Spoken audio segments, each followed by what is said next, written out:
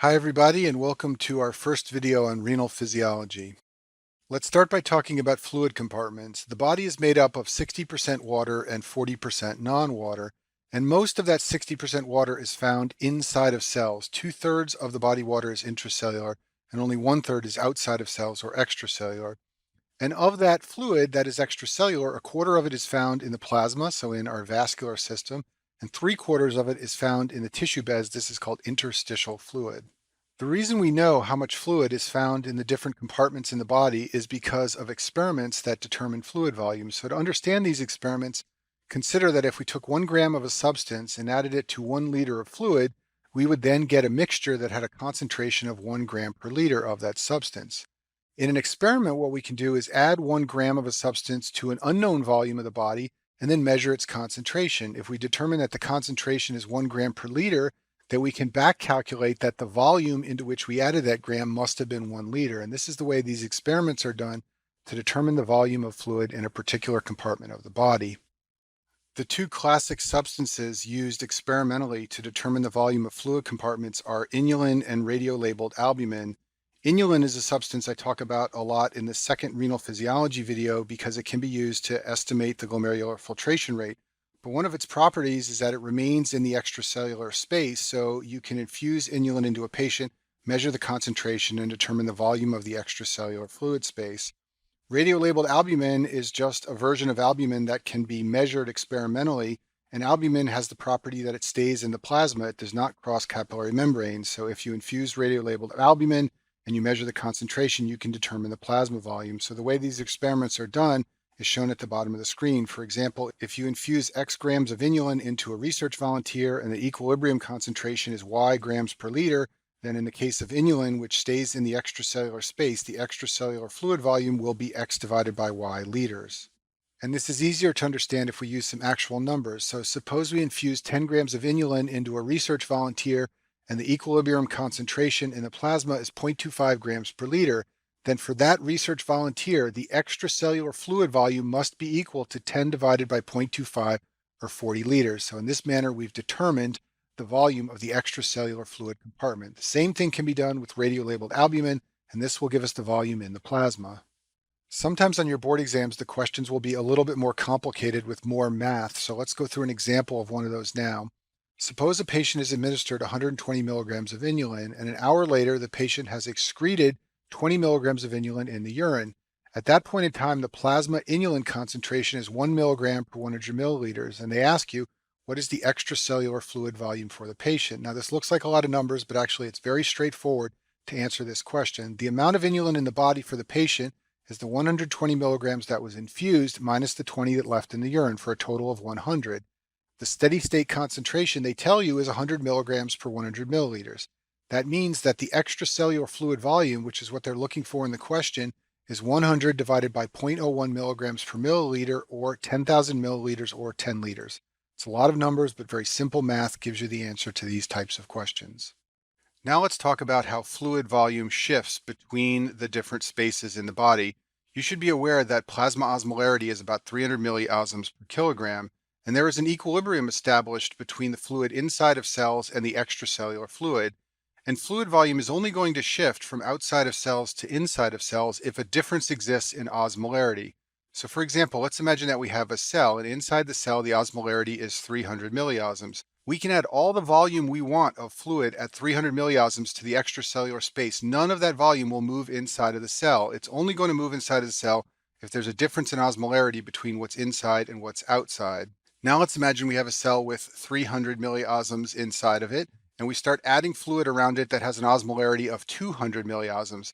In this situation, the fluid is more concentrated inside the cell, so volume is going to be drawn inside of the cell and the cell is going to swell. The opposite would happen if we added volume around the cell that had a higher osmolarity than what's inside the cell. So you have to understand this basic principle that you can add or take away volume all you want from the extracellular space, but it is only going to move into the intracellular space if there's a difference in osmolarity between what's inside the cell and what's outside the cell. There are many clinical situations in which we see the addition or loss of isotonic fluid. This means fluid that has the same osmolarity as plasma. In this situation, the extracellular fluid volume is going to change, but there will be no change in the intracellular fluid volume, and that's because the fluid that is being added or lost to the body is isotonic with plasma. So for example, in the setting of hemorrhage, patients are losing plasma, so they are going to lose lots of extracellular fluid volume, but the volume inside of the cells is not going to change. Another classic clinical example is the infusion of normal saline. Normal saline is a commonly used resuscitation fluid for patients who are hypotensive, and the reason we like to use it is because it has almost the same osmolarity as plasma. This means it will raise the volume in the extracellular fluid compartment, including in the vascular system, but none of it will move to the intracellular space, so there will be no significant change in the ICF. Next, let's consider what would happen if you infused a solution of 5% dextrose into a patient. 5% dextrose is initially isotonic with plasma. However, the dextrose is a sugar and it is metabolized by cells in our body. And once the dextrose is metabolized, you are essentially infusing free water. So the effect here is the effect of infusing a hypotonic fluid solution of free water. This will raise the extracellular fluid volume, but also raise the intracellular fluid volume, because that hypotonic fluid, that essentially free water that you're giving the patient, will be drawn into cells. Another classic example of these principles is mannitol infusion. Mannitol is a substance that is osmotically active and it raises the osmolarity of plasma. However, it's a large molecule and it remains in the vascular system. It does not go inside of cells or into the interstitial space. What this means is it's going to stay in the plasma and draw fluid out of cells and out of tissues and into the vascular system. So it will decrease the intracellular fluid volume. Fluid will be drawn out of cells. It will raise the extracellular fluid volume, but all of that increase will be in the plasma and the vascular system, not within tissues. Therefore, what it does is reduces volume inside of cells and in the interstitial space. This makes this a very useful drug for patients with brain swelling. It's going to draw fluid out of brain cells and out of the interstitial space and draw it into the plasma where it can be excreted by the kidneys. Now let's talk about an important renal and cardiovascular physiology concept, and that's called the effective circulating volume. This is a volume of fluid in the body that you never actually measure. It's just a theoretical concept, and it's the portion of extracellular fluid that's contained in the arterial system and maintains tissue perfusion. In certain disease states, the body can have lots and lots of fluid, but actually very little of it is perfusing tissues. Those patients have lots of water in the body, but they actually have a low effective circulating volume. So this concept is used to explain situations where even though the total body fluid may be up, the effective circulating volume of fluid is down. So as I state here in the slide, this volume is not necessarily correlated with total body water.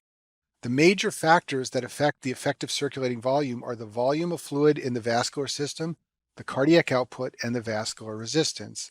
In the videos on hypertension, I talk about how your blood pressure is influenced by two major factors, your cardiac output and your total peripheral resistance. The same is true of the effective circulating volume.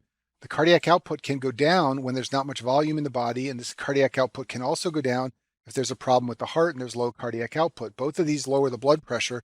They also lower the effective circulating volume. And then anytime the vascular resistance is reduced, that will lower the blood pressure. That also can lower the effective circulating volume. The reason this concept is so important to understanding disease states is because a low effective circulating volume leads to low blood pressure and it activates two important physiologic systems, the sympathetic nervous system and the renin-angiotensin-aldosterone system. So any time the effective circulating volume is low, these two systems will become active, and that's critical to understanding certain disease states. To understand this, let's look at the chart I've drawn on the screen here. So let's imagine we have a patient with volume depletion. For example, maybe this patient has hemorrhage, or maybe they have nausea, vomiting, and diarrhea, and they're massively volume depleted. That patient will obviously have relatively little total body water. There's not much water or fluid in their whole body. And that patient will also have a low effective circulating volume. So this will obviously activate these two systems, which are a major part of how we respond to volume depletion. Now consider a patient who has heart failure. This patient has a low cardiac output. Patients in heart failure are congested. As I talk about in the cardiology section, they have swollen neck veins and swollen legs. Their total body water is very, very high. But even though it's high, their effective circulating volume is low. It's not low because there isn't enough water in the body. It's low because they have a problem with their heart and low cardiac output. So just like in volume depletion, patients with heart failure have activation of these two systems, and you need to understand that to understand the pathophysiology of heart failure. Finally, let's consider cirrhosis. Patients with cirrhosis are massively vasodilated. They have a very low peripheral resistance or systemic vascular resistance. Both terms mean the same thing. These patients have lots of total body water. They have ascites, they're swollen and full of fluid, but their effective circulating volume is very low, and that's because of the low SVR. So they also have activation of these two systems as part of the pathophysiology of the disease. So the key point here is that you need to understand this concept of effective circulating volume, which is not necessarily the same as total body fluid volume. Anytime this effective circulating volume drops, that will activate the sympathetic system and the RAS system, and that's key to understanding the pathophysiology of all three of these disease states shown on the screen here. Now let's talk about how we evaluate kidney function. So imagine we have a number of patients and we want to know how well their kidneys are functioning. How are we going to do that? Well, the key measurement that we typically use to estimate someone's kidney function is called the glomerular filtration rate. This is a measurement of how much liquid passes through the filter, i.e. the glomerulus, per unit time. And you can determine this from plasma and urine measurements. And I'll talk about how to exactly determine the glomerular filtration rate, in other words, to get a number for this rate in the second renal physiology video. But the reason we like to evaluate kidney function with the GFR is because it falls as the kidneys fail. As the kidneys start to get sicker and sicker, they filter less fluid and the GFR falls. There are some other metrics of kidney function that we also use. One is the amount of blood or plasma flow. This is how much blood is entering the kidneys. And the other one is called the filtration fraction. So this is the ratio of the GFR to the renal plasma flow. So for example, if the renal plasma flow is 10 liters per minute, but only 5 liters per minute are being filtered across the glomerulus, that would give us a filtration fraction of 50%. And this is another measurement we sometimes use to talk about how healthy the kidneys are and how well they're functioning in health and in disease states. As a student, I recommend that you think about the measurement or the determination of the glomerular filtration rate in two ways. One way is the theoretical determination of GFR. This is what I'll focus on in this video. This has to do with the pressures and the forces in the capillaries and in Bowman's capsule that determine the GFR. The second way to think about GFR is the clinical determination. This is the way to actually calculate a number for the GFR. To do this, you need plasma concentration of solutes and urine flow, and I'll talk about all the math in measuring the actual number for GFR in the second renal physiology video. In order to understand the theoretical determinants of the GFR, you need to understand the driving forces for glomerular filtration. And there are basically two forces that drive solutes and fluid across the glomerular membrane and into the nephron. Those two forces are the hydrostatic pressure in the capillaries and the oncotic pressure in the capillaries. So we're going to talk about both of these and how they affect and determine the GFR. Shown on the screen is my own drawing of a glomerular capillary. So let's imagine that we have fluid flowing into this capillary carrying solutes. Some of the fluid and solutes will cross the glomerular membrane and enter into Bowman's capsule or Bowman's space. Others of the fluid and solutes will exit the glomerular capillary in this direction. So what we want to talk about are the forces that are going to determine the amount of fluid that crosses into Bowman's space. The first force is called the hydrostatic pressure. This is what you think about when you think about your blood pressure. It's the fluid force pushing against the walls of the glomerular capillary. And a high pressure tends to drive fluid toward a low pressure. So for example, if the hydrostatic pressure in the glomerular capillary were 10, and we had a hydrostatic pressure in Bowman's capsule of 5, then we would have a net driving force of 5 in this direction to drive fluid flow across the glomerular membrane and to create glomerular filtration. The other force that's important in the capillary is the oncotic pressure. This is a pressure created by solutes, especially albumin, and a concentrated solute tends to pull fluid into the glomerular capillary. And what's confusing about oncotic pressure is that a high pressure value tends to draw fluid away from a low pressure. So for example, if we had an oncotic pressure in the glomerular capillary of 10 and we had an oncotic pressure in Bowman's capsule of 5, that would tend to drive fluid in this direction. But nevertheless, it's just another force controlling fluid movement. And the summation of the hydrostatic pressure force and the oncotic pressure force is going to determine the amount of GFR. In other words, the amount of fluid and solutes that crosses this membrane and enters into the nephron. Here's a slide from the video in the cardiology section on regulation of blood pressure. In that slide, I talk about fluid exchange in the systemic capillaries. And I won't go through this slide now, but I just want to point out to you that the same two forces, hydrostatic pressure and oncotic pressure, control fluid movement into and out of systemic capillaries, just like they control fluid movement in the glomerular capillaries.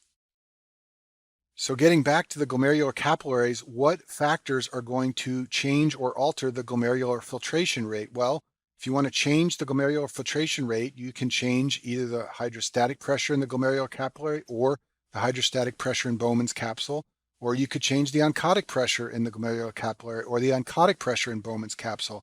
Any changes in these forces are going to affect the glomerular filtration rate. And that's the way we think about the GFR in theory. We don't usually actually measure the GFR from these forces, but we think about certain disease states that alter these forces and how that affects the GFR. Before we go any further in our discussion of GFR and capillary hemodynamics in the kidneys, we have to pause and talk about two very important structures in the kidneys, and those structures are the efferent and afferent arterioles. Normally, you have an arteriole that feeds blood into a capillary, for example, in the periphery, and then that capillary drains into a venules. The glomerular capillaries are different. They do not drain into venules. They have an arteriole on both sides. The arteriole that feeds the capillary is called the afferent arteriole, and the arteriole that drains the capillary is called the efferent arteriole. You can just remember the E for exits and the A for arrives in terms of the glomerular capillary. The reason our kidneys evolved this way is because this allows us to vasoconstrict either the blood flow coming into the capillaries through the afferent arteriole or the blood flow exiting the capillaries through the efferent arteriole. And by vasoconstriction on one side or the other, we can manipulate the hydrostatic pressure in the glomerular capillary. And that's very important for the way our body controls and alters the GFR. So now that we understand that, let's talk about what would happen to the glomerular filtration rate if we altered either the hydrostatic pressure or the oncotic pressure in the glomerular capillaries. And let's start by talking about what happens when you raise the hydrostatic pressure Pg sub C in the glomerular capillaries. One of the ways this can be done is by dilating the afferent arteriole. That allows more blood to rush into the glomerular capillary, and that will increase the renal plasma flow of blood flowing through this capillary. That will also raise the hydrostatic pressure Pg sub C. Why would this happen? Well, we're stuffing more molecules into this capillary, therefore we are going to raise the hydrostatic pressure Pg sub C. And remember, this pressure is a driving force for the glomerular filtration rate. So when we do this, the GFR will increase. And because this change, dilation of the afferent arteriole, increases the GFR and it also increases the renal plasma flow, then the filtration rate, which is the ratio of these two, is not going to change. In other words, if the GFR goes from, let's say, 10 to 20, but the renal plasma flow goes from, say, 100 to 200, we maintain the same ratio of a filtration fraction and there's no change. Another way that we can raise the hydrostatic pressure in the capillary is by constricting the efferent arteriole. So if we constrict the outflow of blood from the capillary, this is going to raise the hydrostatic pressure in the capillary because blood molecules are going to back up behind this obstruction, and that's going to raise the pressure here. That is also going to increase the GFR, just like we talked about with dilation of the afferent arteriole. However, in contrast to dilation of the afferent arteriole, less blood is flowing out of the capillary, and there's an overall decrease in the amount of blood that is flowing through this system. So in this situation, we get an increase in the GFR, just like we saw for dilation of the afferent arteriole. However, we get a decrease in the renal plasma flow, and for that reason, we see an increase in the filtration fraction. In other words, more of the blood that goes into the capillary is being filtered and less of it is exiting the capillary. What if we change the oncotic pressure pi G sub C in the capillary? We can do this if we increase protein levels in the blood. Remember, proteins, especially albumin, are very important for generating that oncotic pressure pi G sub C. If we raise this pressure, that will draw more fluid into the capillary and resist the movement of fluid out of the capillary. That is going to reduce the GFR. In general, changes in protein level do not affect the renal plasma flow. In other words, blood continues to flow through normally. It's just that less of it moves across the membrane and into Bowman's capsule when there are more proteins in the plasma. So for this reason, we see a decrease in the filtration fraction because we are decreasing the GFR, but the renal plasma flow is not changing. Therefore, the filtration fraction goes down. And there are many disease states where the protein levels rise in the blood, for example, multiple myeloma. And in those states, there can be a lowering of GFR for the reasons shown on this slide. Now let's talk about what would happen if we change the hydrostatic pressure in Bowman's capsule. Remember, this hydrostatic pressure resists the flow of fluid out of the capillary and into Bowman's space. One way that this pressure in Bowman's capsule can get very high is if there's an obstruction of the ureter, for example, from a kidney stone. This will back up urine behind the obstruction, and the pressure in Bowman's capsule and all the nephrons will get very, very high. When this happens, there will be less glomerular filtration because of this high pressure in Bowman's capsule. There's no effect on renal plasma flow. Blood will continue to flow through the system normally. So what you will see is a fall in the filtration fraction because we've got a drop in the GFR, but we have no change in the denominator of the filtration fraction equation, which is the renal blood flow. So on this page, I've summarized the glomerular flow dynamics we've been talking about in the last few slides. There are many disease states and drugs and other situations where all these things shown here can be altered. So it's important to understand the effects that these have on renal plasma flow, glomerular filtration rate, and the filtration fraction. So if we start with afferent arterial dilation, that will increase the renal plasma flow and the GFR, but have no effect on filtration fraction. If you were to constrict the afferent arterial, the opposite effects would occur. If you constrict the efferent arterial, that lowers the renal plasma flow, raises the GFR, and increases the filtration fraction. And if you dilated the efferent arterial, that would have the opposite effects. Raising the amount of proteins in the plasma and the osmolarity of the plasma has no effect on plasma flow, but it does decrease the GFR and the filtration fraction. And then finally, obstruction of a ureter blocks the flow of urine out of the nephron, including out of Bowman's space. That has no effect on renal plasma flow, but it reduces the GFR and it reduces the filtration fraction. I'll finish this video by talking about auto-regulation of the kidneys. So over the course of the day, if you could see your blood pressure, you would see that it sometimes goes up and it sometimes goes down. Even though it's always within normal limits, if you're not hypertensive, it still can go up and down within normal limits depending on what you do. For example, when you sit or stand, your blood pressure can change. When you drink water, or if you don't drink water, your blood pressure can change. And if your kidneys weren't able to regulate the blood flow, then the amount of blood being filtered would vary widely during the day, and this would make the kidneys very inefficient. But luckily, the kidneys can do what's known as autoregulation. They can maintain a constant GFR and renal blood flow over a range of blood pressures. This is what GFR and renal blood flow look like shown on the screen here. The mean arterial blood pressure is on the x-axis, and the flow rate for the renal blood flow, or GFR, is on the y-axis. And you can see that anywhere from about 80 up to about 200, the kidneys can maintain the same blood flow and the same GFR. This process is called autoregulation. Only if your blood pressure gets very, very low do you start to see a drop in renal blood flow and GFR. And there are two major mechanisms by which the kidneys autoregulate their blood flow and the GFR. Those are called the myogenic mechanism and tubuloglomerular feedback. The myogenic mechanism refers to the ability of the afferent arteriole to constrict in response to high blood pressure. This arteriole responds to changes in stretch, and when the pressure goes up, the arteriole gets stretched and it responds with vasoconstriction. So if we look at this drawing on the screen here, imagine that the afferent arteriole senses high blood pressure coming from the renal arteries and the vascular system. It will respond by vasoconstricting. This will allow less blood to enter the capillary, and it will maintain a normal hydrostatic pressure in the glomerular capillary despite the higher blood pressure in the systemic vessels. And the result is maintenance of normal glomerular filtration rate and renal plasma flow over a wide range of pressures. Tubuloglomerular feedback refers to the fact that anytime the GFR goes up, there's more urinary flow in the tubule. And since there's always sodium chloride in tubular fluid, this means more sodium chloride will be delivered to the distal tubule.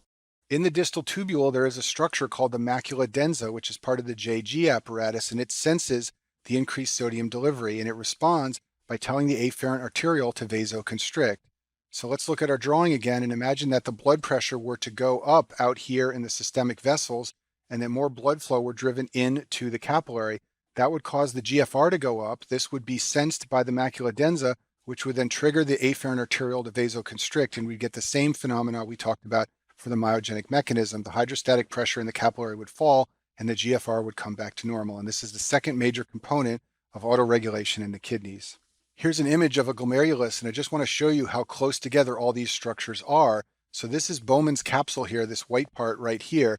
We've got the distal tubule out here, and right between the glomerulus and the distal tubule is the JG apparatus. That's where you can find macula densa cells, which are modified distal tubular cells. That's also where you can find the cells of the afferent arteriole that vasoconstrict. So this whole JG apparatus is sensing blood pressure and responding with afferent arteriole vasoconstriction to maintain normal renal blood flow and normal GFR over a wide range of blood pressures.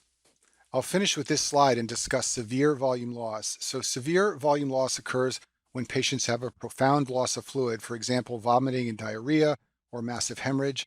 In this situation, the blood pressure gets very low and the renal plasma flow falls significantly. And you need to be aware that when there's significant volume loss, the autoregulatory mechanisms are overwhelmed.